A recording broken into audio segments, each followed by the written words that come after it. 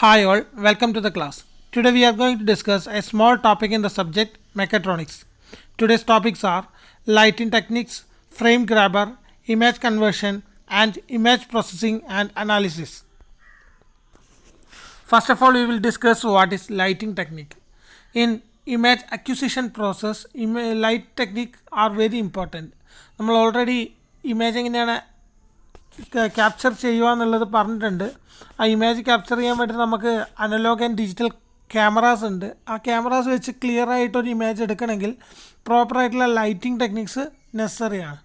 അന്നേരം നല്ലൊരു ഇലുമിനേഷൻ ഉണ്ടെങ്കിൽ മാത്രമേ നമുക്ക് നല്ല രീതിയിൽ ഓരോ സ്ഥലത്തുള്ള ഡിഫറൻസ് കറക്റ്റായിട്ട് നമുക്ക് മനസ്സിലാക്കാൻ പറ്റുള്ളൂ. ഒരു ഇമേജ് എന്ന് പറഞ്ഞാൽ മൾട്ടിപ്പിൾ കളേഴ്സിൻ്റെ ഒരു കോമ്പിനേഷൻ ആയിരിക്കും.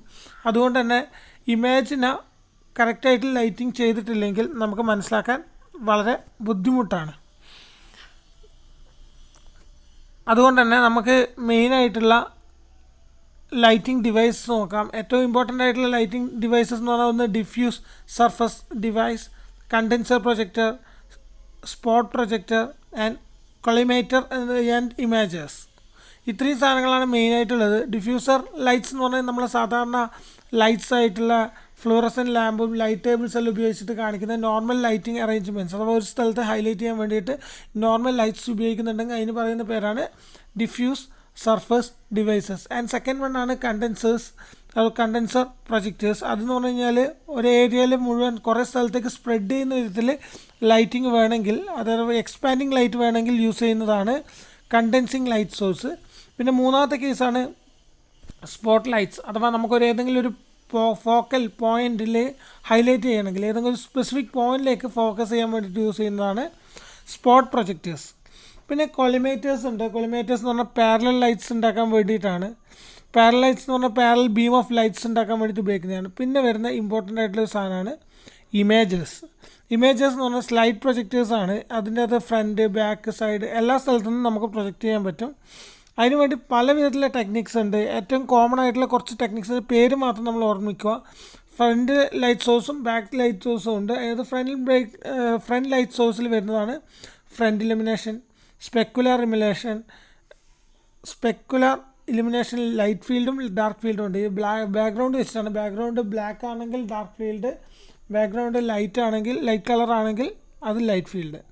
Then front images and back light റിസോഴ്സിന് എക്സാമ്പിൾസ് ആണ് rear illumination condenser, rear illumination collimator. ഇതെല്ലാം നമ്മൾ ഓൾറെഡി ഇപ്പം പറഞ്ഞ കേസുകളാണ്. ഡിഫ്യൂസർ ലൈറ്റ് എന്താണ്, കണ്ടൻസർ ലൈറ്റ് എന്താണ്, കൊളിമേറ്റർ എന്താണ്, അങ്ങനെയുള്ള കാര്യങ്ങളൊക്കെ പറഞ്ഞിട്ടുണ്ട്. അതുപോലെ തന്നെ rear offset illumination.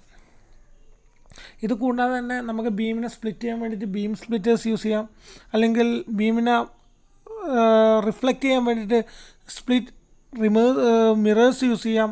Non selective റീഡയറക്റ്റേഴ്സ്, ഏതെങ്കിലും സ്പെസിഫിക് പാത്തിലേക്ക് റീഡയറക്റ്റ് ചെയ്യണമെങ്കിൽ അങ്ങനെയുള്ള സാധനങ്ങൾ ഉപയോഗിക്കാം. റെക്ടോ റിഫ്ലക്റ്റേഴ്സ് യൂസ് ചെയ്യാം. അല്ലെങ്കിൽ ഡബിൾ ഇൻറ്റൻസിറ്റി യൂസ് ചെയ്യാം. ഡബിൾ ഇൻറ്റൻസിറ്റി എന്നൊക്കെ പറഞ്ഞു കഴിഞ്ഞാൽ intensity of the sensor double ചെയ്യാൻ വേണ്ടിയിട്ടാണ്. അത് വളരെ യൂസ്ഫുള്ളാണ് ഒരു റോബോട്ടിക് ആപ്ലിക്കേഷനിലൊക്കെ. ഇത്രയാണ് ലൈറ്റിംഗ് ടെക്നിക്സ് വരുന്നത്. പിന്നെ വരുന്ന രണ്ടാമത്തെ കാറ്റഗറിയാണ് അനലോഗ് ടു ഡിജിറ്റൽ കൺവേർഷൻ. നമ്മൾ ഓൾറെഡി സിഗ്നൽസ് ക്യാമറാസ് പറഞ്ഞപ്പോൾ നമ്മൾ പറഞ്ഞു നമ്മൾ അതിൻ്റെ അകത്ത് അനലോഗ് ക്യാമറയും ഡിജിറ്റൽ ക്യാമറയും ഉണ്ട്. അനലോഗ് ക്യാമറയെ അനലൈസ് ചെയ്യണമെങ്കിൽ അതിനെ ഡിജിറ്റൽ സിഗ്നലായിട്ട് കൺവേർട്ട് ചെയ്യണം. അതിന് 3 വിധത്തിലുള്ള ഫേസ് അഥവാ 3 പ്രോസസ്സ് കഴിഞ്ഞാൽ മാത്രമേ നമുക്ക് അതിനെ അനലോഗിനെ ഡിജിറ്റലാക്കാൻ പറ്റുള്ളൂ. ഏറ്റവും ഇമ്പോർട്ടൻ്റ് ആയിട്ടുള്ള കാര്യമാണ്. അതിന് ആ 3 സ്റ്റേജസ് ആണ് സാമ്പിളിംഗ്, ക്വാണ്ടിസേഷൻ ആൻഡ് എൻകോഡിങ്. നിങ്ങളിപ്പോൾ ചിത്രത്തിൽ നോക്കിക്കഴിഞ്ഞാൽ നിങ്ങൾക്കിപ്പം 2 ചിത്രം കാണാൻ പറ്റും. ഇതൊരു അനലോഗ് സിഗ്നലാണ്. ഇവിടുന്ന് വോൾട്ടേജ് ഇങ്ങനെ കൂടി പല വിധത്തിലുള്ള കൂടിയിട്ട് വരുന്നുണ്ട്. അതിന് ആദ്യം നമ്മൾ സാമ്പിളിങ് ചെയ്യണം. സാമ്പിളിങ് ചെയ്യണമെങ്കിൽ എന്താ ചെയ്യുക പറഞ്ഞു കഴിഞ്ഞാൽ ഇതിനെ ഈക്വലായിട്ട് സ്പ്ലിറ്റ് ചെയ്യണം. ഞാനിപ്പോൾ ഈക്വലായിട്ട് നിർബന്ധമില്ല, പക്ഷേ ഞാനിപ്പോൾ ഈക്വലായിട്ട് സ്പ്ലിറ്റ് ചെയ്യാണ്. ഇപ്പോൾ ഇവിടുന്ന് ഒരു വെർട്ടിക്കൽ ലൈൻസ് നിങ്ങൾക്ക് കാണാൻ പറ്റും. അതെല്ലാം തന്നെ ടോട്ടൽ അനലോഗ് സിഗ്നലിനെ മുകളിൽ കാണുന്ന analogue signal sample voltage points ആയിട്ട് സ്പ്ലിറ്റ് ചെയ്യണം.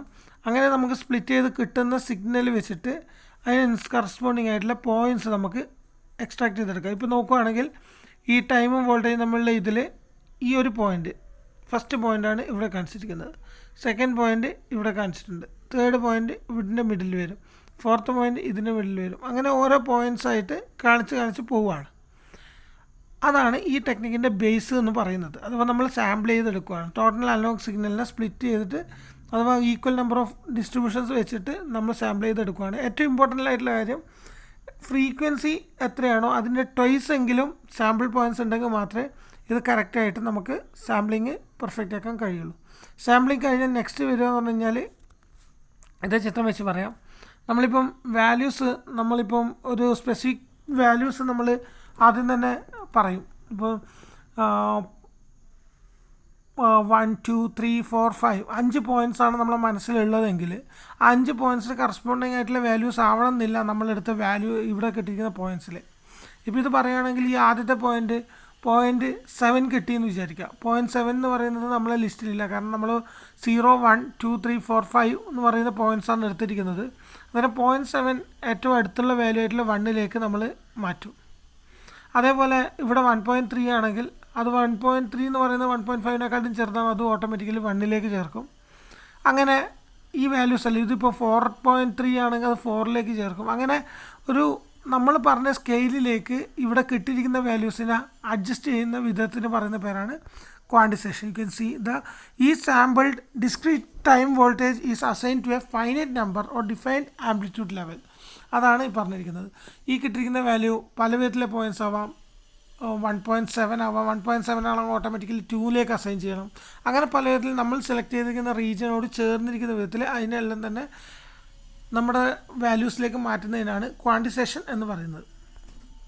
പിന്നെ മൂന്നാമത് വരുന്നതാണ് എൻകോഡിങ്. എൻകോഡിങ് എന്ന് പറഞ്ഞു കഴിഞ്ഞാൽ ഈ കിട്ടിയിരിക്കുന്ന വാല്യൂനെ ഡിജിറ്റൽ അതല്ലെങ്കിൽ ബൈനറി കോഡിലേക്ക് മാറ്റുന്നതാണ്. ഇപ്പോൾ ഒരു 4 എന്നാണ് കിട്ടിയിരിക്കുന്നത്, അതിൻ്റെ 4നെ നമ്മൾ ബൈനറി നമ്പേഴ്സ് ഉപയോഗിച്ച് റെപ്രസെൻറ്റ് ചെയ്യണം. 0യും 1ഉം വെച്ചിട്ട് റെപ്രസെൻറ്റ് ചെയ്യണം. ഇപ്പോൾ 1 ആണെങ്കിൽ 0001 ഉപയോഗിക്കാം, 2 ആണെങ്കിൽ 0010 ഉപയോഗിക്കാം. അങ്ങനെ ബൈനറി കോഡ്സ് ഉപയോഗിച്ചിട്ട് നമ്മളുടെ നേരത്തെ ക്വാണ്ടിസൈഡ് ചെയ്ത വാല്യൂസിനെ റീപ്ലേസ് ചെയ്യുന്നതിനാണ് എൻകോഡിങ് എന്ന് പറയുന്നത്. ഇത് കഴിഞ്ഞ് കഴിഞ്ഞാൽ ഇമേജ് അക്വിസിഷനിൽ ലാസ്റ്റ് വരുന്നൊരു ഭാഗമാണ് ഇമേജ് സ്റ്റോറേജ് അല്ലെങ്കിൽ ഫ്രെയിം ഗ്രാബർ. നമ്മൾ ഈ കൺവേർഷൻ കഴിഞ്ഞാൽ ആ ഇമേജിനെ എടുത്ത് സ്റ്റോർ ചെയ്യണം, നമ്മുടെ കമ്പ്യൂട്ടർ മെമ്മറിയിലേക്ക് സ്റ്റോർ ചെയ്യണം. ആ സ്റ്റോർ ചെയ്യുന്നതിന് പറയുന്ന പേരാണ് ഫ്രെയിം ഗ്രാബർ അല്ലെങ്കിൽ ഫ്രെയിം റഫർ. ശരിക്കും ഈ ഫ്രെയിം റഫർ എന്ന് പറയുന്നത് ചെറിയ ക്വാണ്ടിറ്റിയാണ്. ഈ ഫ്രെയിം ഗ്രാബറിൻ്റെ ഒരു ചെറിയ പാർട്ട് മാത്രമാണ് ഫ്രെയിം ബഫർ. പിന്നെ ഈ ഡിവൈസ് അറൗണ്ട് 1/30 സെക്കൻഡോളം നമ്മൾ ഇമേജിനെ ക്യാപ്ചർ ചെയ്ത് വെച്ചിട്ടുണ്ടാകും. അതിലിടക്ക് നമുക്ക് ഈ ഇമേജിനെ അനലൈസിങ്ങിന് നെക്സ്റ്റ് സ്റ്റേജിലേക്ക് മാറ്റാനും പറ്റും. ഇത് വളരെ ഇമ്പോർട്ടൻ്റ് ആയിട്ടുള്ള ഒരു ഭാഗമാണ് ഒരു ക്യാമറേൻ്റെ. സോ നെക്സ്റ്റ് വരുന്നത് സെക്കൻഡ് സ്റ്റേജ്. നേരത്തെ ഇമേജ് അക്വിസിഷൻ പറഞ്ഞു. ഇമേജ് അക്വിസിഷൻ കഴിഞ്ഞാൽ സെക്കൻഡ് വരുന്നതാണ് image processing and analysis techniques. Third സ്റ്റെപ്പാണ് റോബോട്ടിക് ആപ്ലിക്കേഷൻ. അന്നേരം നമ്മൾ രണ്ടാമത്തെ സ്റ്റെപ്പിലാണ് ഇപ്പോൾ ഉള്ളത്, image processing and analysis techniques. അന്നേരം ഇങ്ങനെ പറയുമ്പം അതിൻ്റെ അത് സബ് ക്ലാസ് കുറേ നമ്മളന്ന് പറഞ്ഞിട്ടുണ്ടായിരുന്നു. ഇമേജ് പ്രോസസ്സിംഗ് ആൻഡ് അനാലിസിസ് ടെക്നിക്സിൽ മെയിനായിട്ട് വരുന്നതാണ് image data reduction, segmentation, feature extraction and object recognition. ഈ 4 കാര്യങ്ങൾ ചേർന്നാണ് ഇമേജ് പ്രോസസ്സിംഗ്. നമ്മൾ നോർമലി നമ്മുടെ ഫോട്ടോസൊക്കെ ക്യാമറാസിൽ എടുക്കുന്നവരാണ് ഓൾമോസ്റ്റ് എല്ലാവരും. ആ ക്യാമറയിൽ ഫോട്ടോ എടുത്തു കഴിഞ്ഞാലും നമ്മൾ അതിൻ്റെ അകത്ത് കുറേ വിധത്തിൽ പ്രോസസ്സ് ചെയ്യാറും അനലൈസ് ചെയ്യാറും ഒക്കെ ഉണ്ട്. അതാണ് ഇതിൻ്റെ അകത്ത് മെയിനായിട്ട് നമ്മളിപ്പോൾ ഡിസ്കസ് ചെയ്യാൻ പോകുന്നത്. റോബോട്ടിൻ്റെ കേസിൽ വലിയ വ്യത്യാസമൊന്നുമില്ല, സെയിം ആണ്. ആദ്യത്താണ് ഇമേജ് ഡാറ്റ റിഡക്ഷൻ. ഇപ്പോൾ നല്ല ഹൈ ക്വാളിറ്റിയുള്ള ക്യാമറ ഉപയോഗിച്ച് നമ്മൾ ഫോട്ടോ എടുത്തു കഴിഞ്ഞാൽ അതിൻ്റെ സ്റ്റോറേജ് വളരെ ബുദ്ധിമുട്ടാണ്. വലിയൊരു മെമ്മറി ആണെങ്കിൽ നമുക്ക് പല വിധത്തിൽ അയക്കാൻ പറ്റില്ല. അതുകൊണ്ട് തന്നെ നമ്മൾ ആ ഇമേജ് ഡാറ്റ കുറച്ചിട്ട് അതിനെ സേവ് ചെയ്യണം. അതിന് 2 മെത്തേഡാണ് മെയിനായിട്ട് യൂസ് ചെയ്യുന്നത്. First method is digital conversion and second method is windowing. Digital conversion എന്ന് പറഞ്ഞു കഴിഞ്ഞാൽ ഇമേജിൻ്റെ ക്വാളിറ്റി റെഡ്യൂസ് ചെയ്യുക. നമ്മളിപ്പോൾ നല്ല ഹൈ ഹാൻഡ് 0 to 255 ഒക്കെയാണ് നോർമൽ പിക്സൽ റേറ്റ് ഒക്കെ പറയുന്നത്, ഗ്രേ ലെവലൊക്കെ പറയുന്നത്. ആ ഗ്രേ ലെവൽ അഡ്ജസ്റ്റ് ചെയ്യുക. ഗ്രേ ലെവൽ എന്ന് പറഞ്ഞാൽ ബ്ലാക്ക് ആൻഡ് വൈറ്റിൻ്റെ ഒരു കോമ്പിനേഷനാണ്. എല്ലാ കളറും ഗ്രേ ലെവൽ വെച്ചിട്ടാണ് നമ്മൾ ഡിഫൈൻ പറയുന്നത്. അന്നേരം ആ ക്വാളിറ്റി പിക്സൽസ് അഡ്ജസ്റ്റ് ചെയ്യുക അല്ലെങ്കിൽ കുറയ്ക്കുക. ക്വാളിറ്റി ഇമേജിൻ്റെ ക്വാളിറ്റി കുറച്ചിട്ട് സേവ് ചെയ്ത് കഴിഞ്ഞാൽ ഓട്ടോമാറ്റിക്കലി മെമ്മറി ഓഫ് ഇമേജ് കുറയും. അതിനാണ് ഡിജിറ്റൽ കൺവേർഷൻ എന്ന് പറയുക. രണ്ടാമത്തെ കേസാണ് വിൻഡോയിങ്. നമ്മൾ പലപ്പോഴും ചെയ്യുന്നതാണ്. നമ്മളെല്ലാവരും കൂടി ഒരു ഫോട്ടോ എടുത്തിട്ടുണ്ടെങ്കിൽ നമ്മളുടെ ഫോട്ടോ മാത്രം ഹൈലൈറ്റ് ചെയ്യണമെങ്കിൽ ഓട്ടോമാറ്റിക്കലി നമ്മളതിനെ ക്രോപ്പ് ചെയ്തെടുക്കും. ഓക്കെ, ഒരു റെക്റ്റാങ്കുലർ വിൻഡോ യൂസ് ചെയ്തിട്ട് നമുക്ക് ആവശ്യമുള്ള സാധനം മാത്രം ഫോക്കസ് ചെയ്തിട്ട് ബാക്കിയുള്ള ഏരിയ നെഗ്ലക്റ്റ് ചെയ്തിട്ട് ഈ പറഞ്ഞ ഫോക്കസ് ചെയ്ത സ്ഥലത്ത് പ്രോസസ്സ് ചെയ്യുന്നതിനാണ് വിൻഡോയിങ് എന്ന് പറയുക. ഓൾറെഡി ഡിജിറ്റൽ കൺവേർഷനും വിൻഡോയിങ്ങും ഞാൻ പറഞ്ഞു, അതൊന്ന് റീഡ് ചെയ്ത് നോക്കുക പറഞ്ഞിരിക്കുന്ന കാര്യങ്ങൾ. നെക്സ്റ്റ് സ്റ്റെപ്പ് വരുന്നതാണ് സെഗ്മെൻറ്റേഷൻ. ആദ്യം നമ്മൾ ഇമേജ് ഡാറ്റ റെഡ്യൂസ് ചെയ്തു, നെക്സ്റ്റ് നമ്മൾ സെഗ്മെൻറ്റ് ചെയ്യുകയാണ്. സെഗ്മെൻറ്റേഷൻ എന്ന് പറഞ്ഞു കഴിഞ്ഞാൽ ഗ്രൂപ്പിംഗ് എന്നാണ് അതിൻ്റെ മെയിനായിട്ടുള്ള അർത്ഥം. നമ്മൾ പല വിധത്തിൽ നമുക്ക് ഏത് ഡാറ്റേനെ വേണം ഗ്രൂപ്പ് ചെയ്യാം. ഗ്രൂപ്പ് ചെയ്യുന്നതിന് പല ടെക്നിക്സ് ഉണ്ട്. ഏറ്റവും ഇമ്പോർട്ടൻ്റ് ആയിട്ടുള്ള ഗ്രൂപ്പിംഗ് ടെക്നിക്സ് ആണ്, അല്ലെങ്കിൽ സെഗ്മെൻറ്റേഷൻ ടെക്നിക്സ് ആണ് thresholding, region growing and edge detection. ഇത്രയാണ് നമ്മളെ ഇമ്പോർട്ടൻ്റ് ആയിട്ടുള്ള ഇമേജ് സെഗ്മെൻറ്റേഷൻ പ്രോസസ്സുകൾ. ഒരേ ടൈപ്പ് സാധനങ്ങൾ വെച്ചിട്ട് സെഗ്മെൻറ്റ് ചെയ്യാം. ആദ്യം വരുന്നതാണ് ത്രെഷോൾഡിങ്. ത്രെഷോൾഡിങ് എന്ന് പറഞ്ഞു കഴിഞ്ഞാൽ അത് നമുക്ക് ആദ്യം ഗ്രേ ലെവൽ അറിയണം. ഗ്രേ ലെവൽ എന്ന് പറയുന്നതിൻ്റെ അകത്ത് ഇപ്പം ഇമേജൊക്കെ പ്രോസസ്സ് ചെയ്യുന്നവർക്കറിയാം, രണ്ട് വിധത്തിലാണ് ഏറ്റവും ഇമ്പോർട്ടൻ്റ് ആയിട്ടുള്ള കളേഴ്സ് അഥവാ കോമ്പിനേഷൻ ഓഫ് കളേഴ്സ് എടുക്കുകയാണെങ്കിൽ ഒന്ന് വൈറ്റും മറ്റത് ബ്ലാക്കുമാണ്. അതിൻ്റെ കോമ്പിനേഷൻ എപ്പോഴും ഒരു ഗ്രേ ആയിട്ടാണ് കാണുക. അത് ഗ്രേ ലെവൽ എന്ന് പറയുന്ന ഒരു ഇത് ഇമേജ് പ്രോസസ്സിങ് വളരെ ഇമ്പോർട്ടൻ്റ് ആണ്. അന്നേരം ഈ ഗ്രേ ലെവൽ അഡ്ജസ്റ്റ് ചെയ്യണം. ഗ്രേ ലെവലിൽ നമ്മളൊരു സ്പെസിഫിക് പോയിൻ്റ്, ഇപ്പം ബ്ലാക്ക് ആൻഡ് വൈറ്റ് വരുന്നതിൻ്റെ അകത്ത് ഒരു 255 ഉള്ളതാണെങ്കിൽ ഒരു 100 അല്ലെങ്കിൽ 150 വെച്ചിട്ട് നമ്മൾ പറയുകയാണ് this is our reference point. ഇതിൻ്റെ താഴെയുള്ളതെല്ലാം തന്നെ 0യും ഇതിൻ്റെ മുകളിലുള്ളതെല്ലാം 1ഉം ആയിട്ട് സെഗ്മെൻറ്റ് ചെയ്യണം അല്ലെങ്കിൽ ഗ്രൂപ്പ് ചെയ്യണം എന്ന് പറഞ്ഞു കഴിഞ്ഞാൽ അങ്ങനെ ചെയ്യുന്ന മെത്തേഡാണ് ത്രെഷ്ഹോൾഡിങ്. അത് നമ്മളൊരു ഹിസ്റ്റോഗ്രാം, നോർമലി ഹിസ്റ്റോഗ്രാം നിങ്ങൾക്കറിയാം, ആ ഹിസ്റ്റോഗ്രാമിൽ വെച്ചിട്ട് അഡ്ജസ്റ്റ് ചെയ്തിട്ടാണ് ഈ ത്രെഷ്ഹോൾഡിങ് എന്നുള്ള ചിത്രം കറക്റ്റായിട്ട് ഉണ്ടാക്കിയെടുക്കുന്നത്, ഗ്രേ ലെവൽ അഡ്ജസ്റ്റ് ചെയ്തിട്ട്. ഇതാണ് ത്രെഷോൾഡിങ്. നമ്മൾ ഇമേജസിൽ ചെയ്യാറുണ്ട്. നമ്മളുടെ ലൈറ്റിംഗ് എല്ലാം വളരെ പ്രോപ്പറാക്കാൻ വേണ്ടിയിട്ടെല്ലാം മുഖത്തെല്ലാം ബ്യൂട്ടിഫൈസ് ഒക്കെ ആക്കാൻ വേണ്ടിയിട്ട് ക്യാമറാസിൽ നമ്മൾ ഈ ത്രെഷോൾഡിങ് നല്ല രീതിയിൽ ചെയ്യുന്നതാണ്. ഇനി അടുത്തതാണ് റീജിയൻ ഗ്രോയിങ്. സിമിലർ ആയിട്ടുള്ള പാർട്സ് കണ്ടുപിടിക്കാനുള്ള ഒരു ടെക്നിക്കാണ് റീജിയൻ ഗ്രോയിങ്. റീജിയൻ ഗ്രോയിങ് എന്ന് പറഞ്ഞാൽ ഇപ്പോൾ ഒരു സ്പെസിഫിക് ആയിട്ടുള്ളൊരു പോയിൻ്റ് എടുത്തു, ഒരു ഇമേജ് എടുക്കുകയാണെങ്കിൽ ഇമേജിൻ്റെ ഒരു പോയിൻ്റ് എടുത്തു, ആ കളറിൻ്റെ അതേ പ്രോപ്പർട്ടീസ് ഉള്ള തൊട്ട് അഡ്ജസൻറ്റ് ലെയേഴ്സുമായിട്ട് അത് കമ്പയർ ചെയ്യും. കമ്പയർ ചെയ്യുമ്പോൾ അതേ പ്രോപ്പർട്ടി ഉള്ളതാണെങ്കിൽ അതിൻ്റെ കൂടെ തന്നെ ആഡ് ചെയ്യും, അഥവാ ആ റീജിയൻ ഗ്രോ ചെയ്യും. അതേ പ്രോപ്പർട്ടികൾ സിമിലറായിട്ട് നെക്സ്റ്റ് റീജിയനുമായിട്ട് കമ്പയർ ചെയ്യും. അങ്ങനെ കൂട്ടി കൊണ്ടുവരുന്നതിനാണ് റീജിയൻ ഗ്രോയിങ് എന്ന് പറയുന്നത്. ചില കേസിൽ അഡ്ജസൻറ്റ് ലെയറിൽ ഇതിൻ്റെ കളർ അല്ലെങ്കിൽ അവിടെ ഒരു ഇൻഡിപെൻഡൻറ്റ് റീജിയൻ എക്സ്ട്രാ ഗ്രോ ചെയ്യപ്പെടും. ഇപ്പം നമ്മളിപ്പോൾ ഒരു എക്സാമ്പിൾ എടുക്കുകയാണ്, ഈ ചിത്രം എടുക്കുകയാണ്. ചിത്രത്തിൽ നമ്മളൊരു എക്സാമ്പിൾ പോലെ എടുക്കുകയാണ്. ഞാനിപ്പോൾ ഒരു 2 ഒബ്ജക്റ്റ് നിൽക്കുന്ന ഒരു പോയിൻറ്റിനെ ഞാൻ 9x9 ആയിട്ട് സ്പ്ലിറ്റ് ചെയ്തിരിക്കുകയാണ് പാറ്റേൺ വെച്ചിട്ട്. അന്നേരം ഈ 8th റോ 2nd കോളം വെച്ചിട്ട് ഞാൻ സ്റ്റാർട്ട് ചെയ്യുന്നുണ്ടെങ്കിൽ അവിടെ ഒരു ഈ ഒബ്ജക്റ്റിനെല്ലാം തന്നെ സിമിലർ പ്രോപ്പർട്ടീസ് ആണെങ്കിൽ അവിടെ 1 എന്നുള്ളൊരു ബൈനറി കോഡ് ഓട്ടോമാറ്റിക്കലി ഞാൻ ജനറേറ്റ് ചെയ്യുന്നു. അന്നേരം അത് നെക്സ്റ്റ് സ്റ്റെപ്പിൽ ചെയ്യുക, ഇതിൻ്റെ ചുറ്റുമുള്ള അഥവാ ഈ കോളം ഇവിടെയെല്ലാം ഉള്ള ഡാറ്റ ആയിട്ടെല്ലാം ഇത് കമ്പയർ ചെയ്യും. കമ്പയർ ചെയ്യുമ്പം ഈ സ്ഥലത്തും സെയിം പ്രോപ്പർട്ടീസ് അല്ല, ഓട്ടോമാറ്റിക്കലി ഈ 81 എന്ന് പറയുന്ന ഈ കോളത്തിൽ അവർ 0 മാർക്ക് ചെയ്യും, ഇവിടെ 1 തന്നെ റേസ് ചെയ്യും. തൊട്ട് മുകളിലുള്ള ഇവിടെയാണെങ്കിൽ അവിടെ ഈ ഒബ്ജക്റ്റ് കാണുന്നുണ്ട്, അതുകൊണ്ട് തന്നെ അവിടെ 1 വരും. ഇതിൻ്റെ ഇപ്പുറത്തും 1 വരും, കാരണം സിമിലർ പ്രോപ്പർട്ടീസാണ്.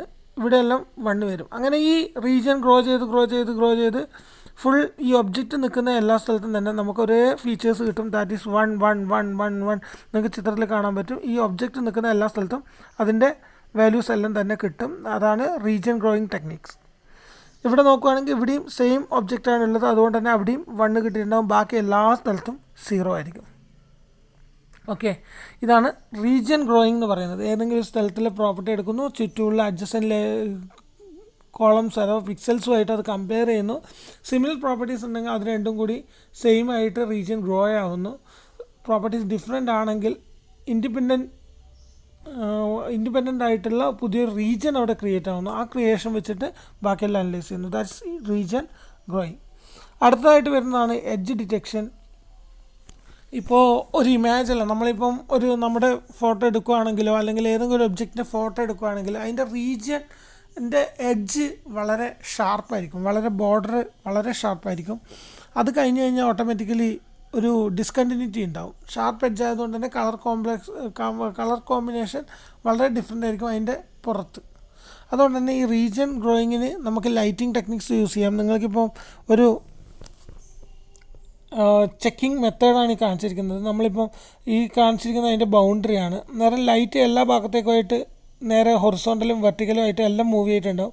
ആ വെർട്ടിക്കലായിട്ട് മൂവ് ചെയ്യുന്ന സമയത്ത് ഇതിൻ്റെ എഡ്ജിനെ നമുക്ക് ലൈറ്റിംഗ് ഉപയോഗിച്ചിട്ട് കറക്റ്റായിട്ട് ഡിറ്റക്റ്റ് ചെയ്തെടുക്കാം. ആ ഡിറ്റക്റ്റ് ചെയ്യുന്ന മെത്തേഡാണ് ഇവിടെ കൊടുത്തിരിക്കുന്നത്. ഈ കാണിച്ചിരിക്കുന്നത് അതിൻ്റെ ഒരു ഫിഗറിൻ്റെ എഡ്ജായിട്ട് കാണിച്ചിരിക്കുന്നത് ഇതാണ് ഏറ്റവും ഇമ്പോർട്ടൻ്റ് ആയിട്ടുള്ള സെഗ്മെൻറ്റേഷൻ ടെക്നിക്സ്. ആദ്യം പറഞ്ഞിരിക്കുന്നത്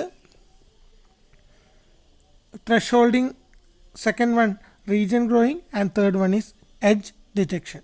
ഇത്രയാണ് ഇന്നത്തെ ക്ലാസ്സിൽ നമ്മൾ പഠിക്കുന്നത്. Thank you.